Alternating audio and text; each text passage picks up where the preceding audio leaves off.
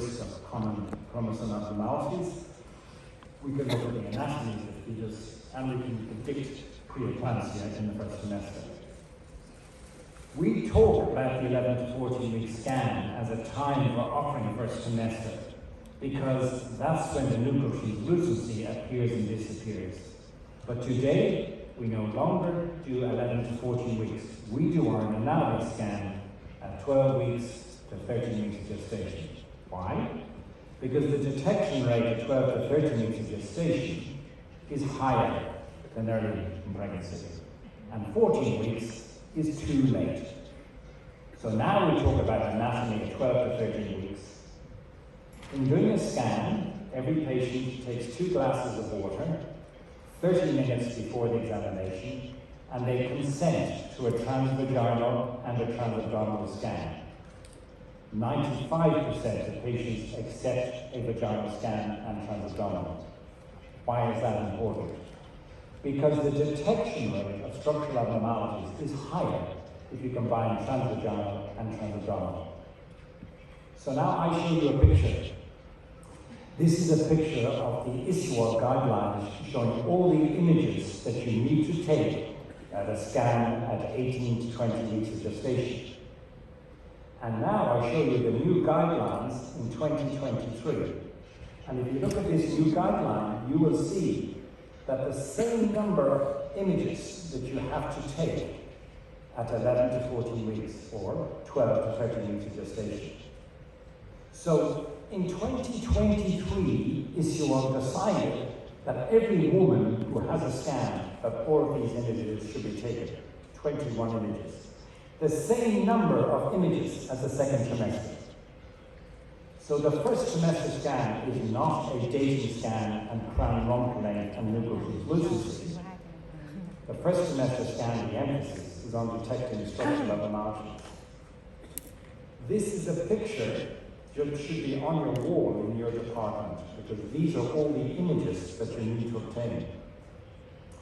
If you obtain all of these images during a first trimester scan, these are all the abnormalities that you will pick up in the majority of cases, more than 80%. In this case, 50 to 80%. In this case, 30 to 50%.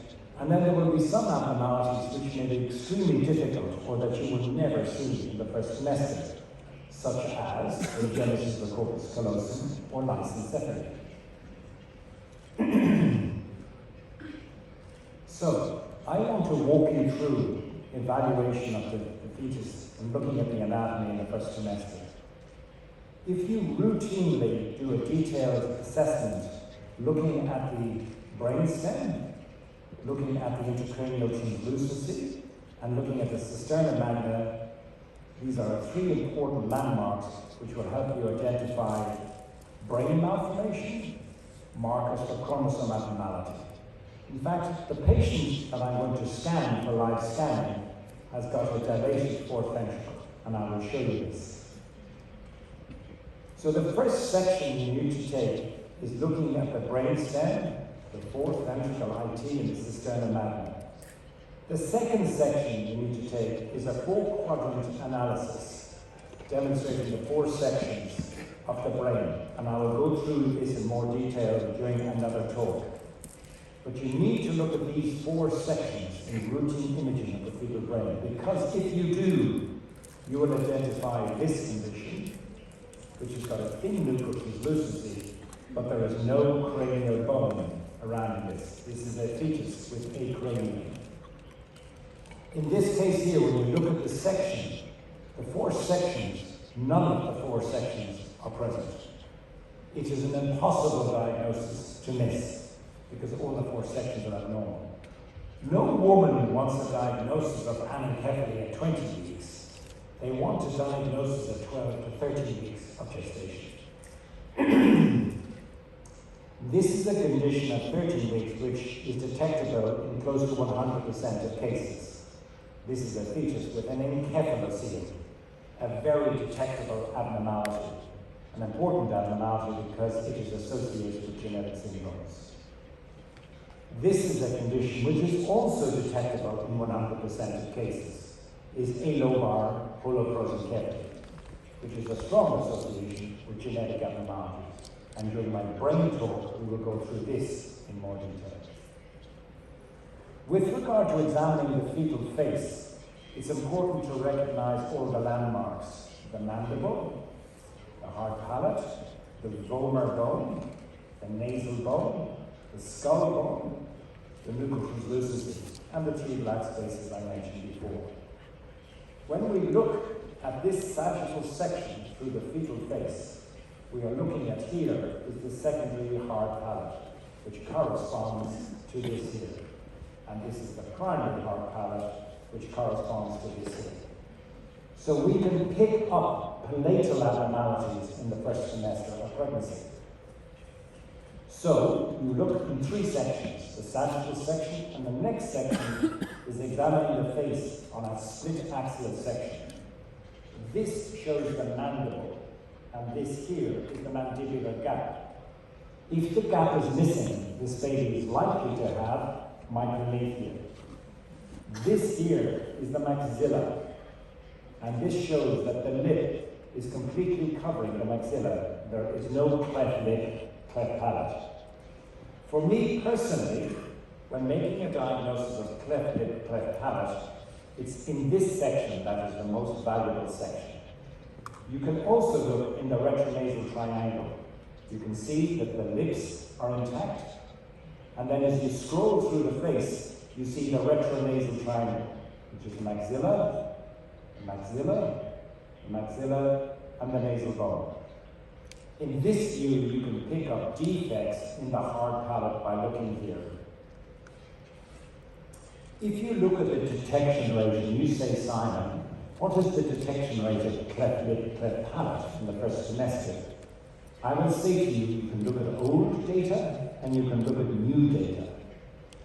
From 100,000 screened pregnancies in 219, 1/3 of cleft lip, cleft palate were picked up in the first semester. But if you routinely look at those three sections, your detection rate will vastly improve. This is published in 2024, where we now look, if you have a protocol, you will pick up 50% of clefts in the first semester of pregnancy. But I think you can do better than 50% in detection rate in the first semester. I think if you do all three sections I mentioned, your detection rate will be much higher. So, you go to work tomorrow morning in Hanoi, or near Hanoi, or Ho Chi Minh, or wherever you work, and you do a split section, and you see that the mandible looks okay. But when you come across to look at the maxilla, you see that there is a breach in the maxilla, and there's a defect in the lip and a defect in the palate. It is a very straightforward diagnosis to make in that section. This is the same baby looking at a surface rendered image, because the patient understands this picture more than she understands this picture. This is at 13 weeks of gestation, making a diagnosis of an isolated cleft lip, cleft palate.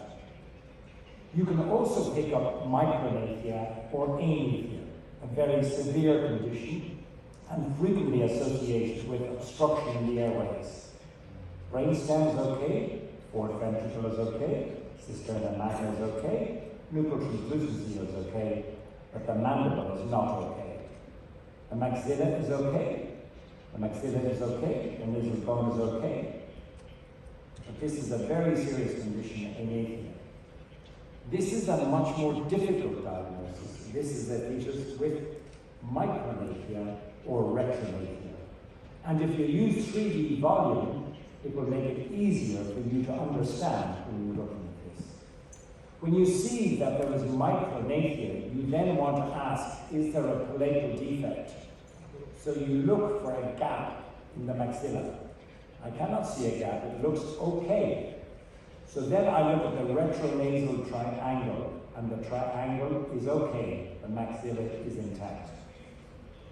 So by using 3D multiplanar and rendering image, I'm able to see if this is micronephria with or without facial cleft. This is a very difficult diagnosis in a baby whose lip is okay, but the palate, there's a defect. So here's the defect in the palate, with the maxillary gap. But when you come to look at the lips is okay. So this is an isolated defect in the hard palate. This is another case at 14 weeks where you see that the lip is okay, but there's a defect in the hard palate. This is using a 3D skeletal render mode or maximum mode that you can pick up the hard palate defect. But it is important to pick because you know if the palate is involved, then a genetic abnormality is more likely. When you look at 3D of a normal face in the first trimester, it looks very skinny, unlike the third trimester. But you can look at the clefts also in the first trimester, and a patient understands this image more than any image that you will show them. But also from a diagnostic point of view, you can see the flattening of the nasal alar ridge, a feature which you get with a cleft lip, cleft palate. You may also pick up other abnormalities of the face with a large nose with a single nostril. This is a fetus with a proboscis. The same baby also has holoprosencephaly. And you can also look at this fetus at 30 weeks with 4D. So when you see with the fetus opening and closing its mouth, you can see the defect in the cleft lip at 13 weeks of gestation. But for most patients, when we are looking with 3D, we are looking at 3D rather than 4D in making these diagnoses. Then we look at the fetal neck. When we look at the neck, we look at the presence of an increased nuchal translucency. And we still do this, even though NIPT is more accurate. When we see that there is a cystic hygroma, we check for Noonan syndrome, and we check for Turner syndrome. And we also check for trisomy 21. We offer chromosome biopsy. If the chromosome biopsy is normal, then we need to look at doing a single gene test, looking for the ciliopathies. And if you look at it, the most common ciliopathy is looking at a gene mutation, PTPN11. So you can do a direct panel of testing for these genes in the Noonan's panel, or you can do wide exome sequencing after you confirm the normal chromosomal microarray in a baby with increased nuchal fluid. And the live scan, I will show this to you. So we next move to examination of the spine, and I have a dedicated talk on the spina bifida. So I will mention briefly the spine.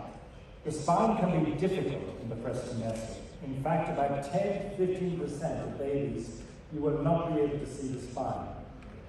It is challenging because the position of the baby is difficult, particularly at vaginal scan. So you take a 3D volume and you look at the spine and it looks okay. In this baby, when you look at the sagittal section, you can see there is an area here where there is dropout in the vertebral body.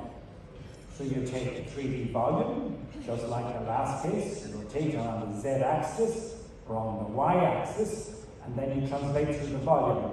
And now you appreciate that there is a scoliosis, a heavy vertebrae with scoliosis, and then you look for Vactron syndrome.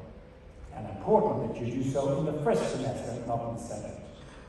I will cover these later in my spina bifida talk, but you look for meningoceles, myeloceles, spinal dysraphism, and the OIES complex. And also you look for acromegaly, which is a rare condition where you find that the fecal head is approximately the same size as the torso. And when you look at this, there is no sacral bone, and the legs are fused. A diagnosis you can make very early in pregnancy. Even more rare is picking up cyanomelia. And for many patients with cyanomelia, the patients do not want to continue the pregnancy because they are extremely complicated with gastrointestinal, renal tract anomalies. And there are 3 types of cyanomelia which you can get, which is beyond the scope of this talk, but they are very straightforward diagnosis because the legs are fused, and there may be a single foot or 2 fused feet. Next, we move to the examination of the fetal thorax. The fetal thorax is a little bit disappointing because you cannot pick up pulmonary sequestration, you cannot pick up congenital cystic adenomatoid malformation. But you can pick up externally hypochlorous, pericardial effusions, and diaphragmatic hernia. So you need to routinely look at the thorax and check the lung fields, and you need to make sure that the sternum is intact. When you look at this case of diaphragmatic hernia, about 1/3 of diaphragmatic hernia can be detected in the first trimester of pregnancy. And when you pick them, they carry a worse prognosis. So when you do a scan at 13 weeks of gestation, you see the stomach in the chest and the heart is shifted to the right. This is the main pulmonary artery, the right pulmonary artery, the aorta, and the SVC.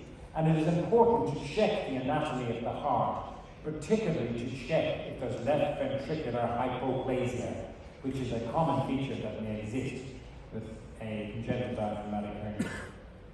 In this case, a diaphragmatic hernia at 13 weeks, where we have a complex lymphatic mass herniating into the chest, the stomach, and here the heart on the opposite side.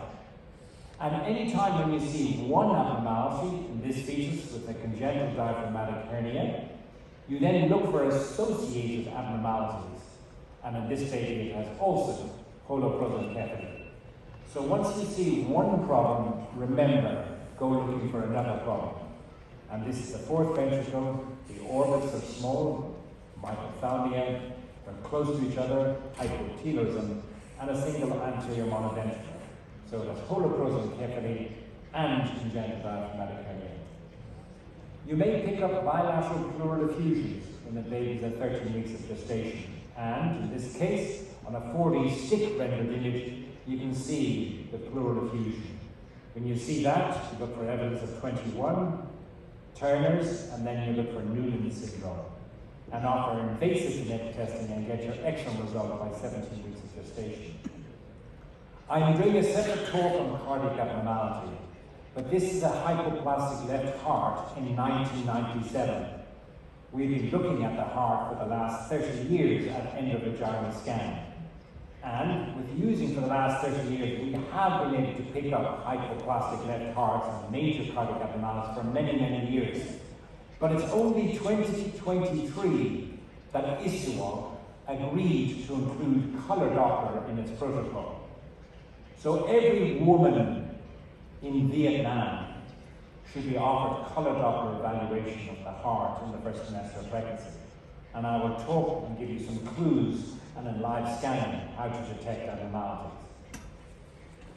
So if we move then to the next is minor abnormalities. This is an example of just a normal 4-chamber view and a 3-vessel tracheal view in a baby who's got a right aortic arch. But for every scan that you do, you divide it into 2 images. And you show the 4-chamber in one image and the 3-vessel tracheal view in the other. If you do that in 100% of the babies that you scan in Vietnam, you will pick up 2/3 of major cardiac abnormalities. It is such an easy thing to do, as long as you understand the principles of imaging the heart, which we will cover in the next 2 days. That's a minor abnormality, a right aortic arch. This is a baby's heart measured 1 centimeter by 1 centimeter. This is the 4 chambers. This is the left ventricle, the right ventricle, and the aorta is coming out of both ventricles. An aortic override in a baby with tetralogy of Fallot at 14 weeks of gestation. So these abnormalities are very detectable. We then move on to the abdominal wall defects, and for these it's important to look at the kidneys, bladder, and abdominal wall.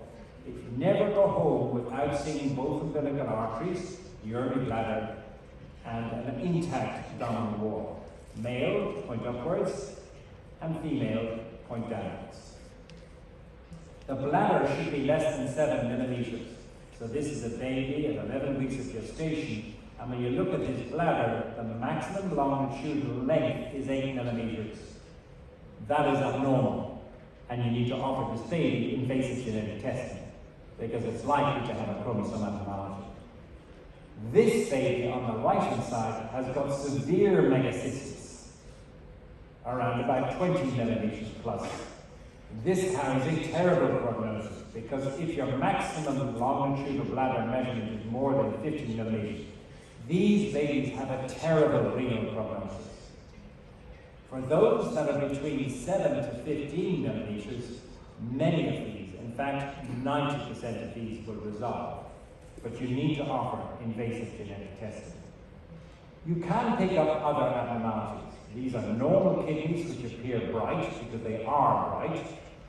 This is a baby with a kidney with a duplex system. So you can see a renal pelvis here, and one renal pelvis here. So a duplex system may be a marker of chromosomal abnormality, and therefore it is very important to look for it. This is a baby where the kidney is present on this side, but there is no kidney on the opposite side.